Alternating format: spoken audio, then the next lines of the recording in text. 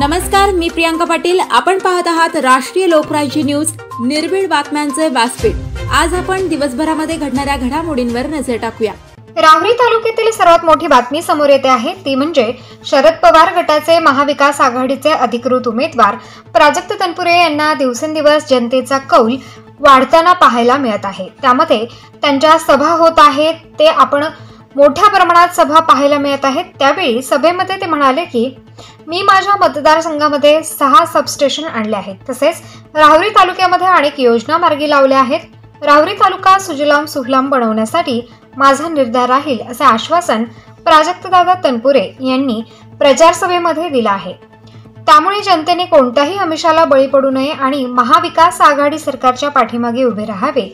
मी जनतेच्या सुखदुःखामध्ये नेहमी राहील आणि माझा तालुका सुजलाम सुफलाम बनवेन असे त्यावेळेस त्यांनी आपल्या प्रचार सभेत म्हटले आहे।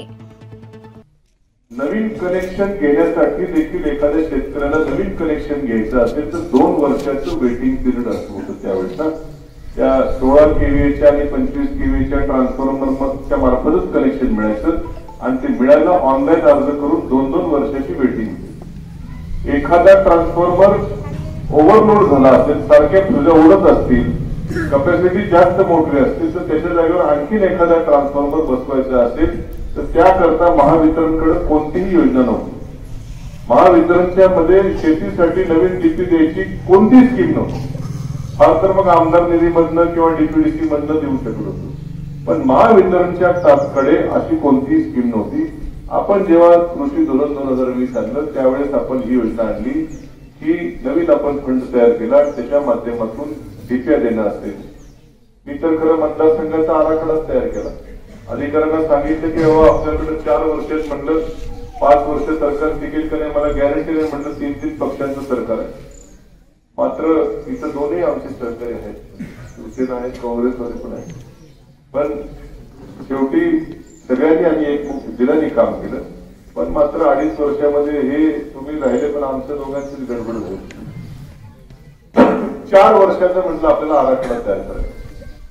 4 वर्षाच्या आराखड्यामध्ये मी 3 तालुक्याचे इंजिनियर घेऊन बसलो। म्हटलं आपल्याला या 4 वर्षानंतर या राहुरी नगर पाथर्डी मतदारसंघामध्ये एकही शेतकरी असा राहिला नाही पाहिजे की ज्याला व्यवस्थित 8 तास वीज मिळत नाही। अडचण समजा त्याच्या डीपी मध्ये असेल तर नवीन आपल्याला डीपी देता येईल। डीपी मध्ये अडचण नसेल तर डीपी पर्यंत जो सप्लाय येतो सबस्टेशन वरून जे फीडर असतं ते फीडर मध्ये जर काय अडचण असेल, फीडर ओव्हरलोड असेल, त्याच्यात जास्त करंट घेत असेल तर त्या फीडरचे 2 फीडर करू आपण।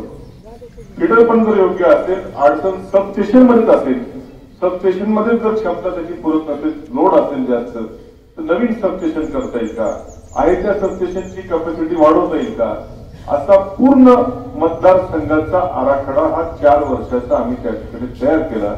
थोडं दुर्दैव असं की 4 वर्षाऐवजी किंवा 5 वर्षाऐवजी 2.5 वर्षामध्ये सरकार गेलं, परंतु या 2.5 वर्षामध्ये त्या आराखड्यानुसार आपण जवळपास 6 नवीन सबस्टेशन या मतदारसंघामध्ये केले। 6 सबस्टेशन।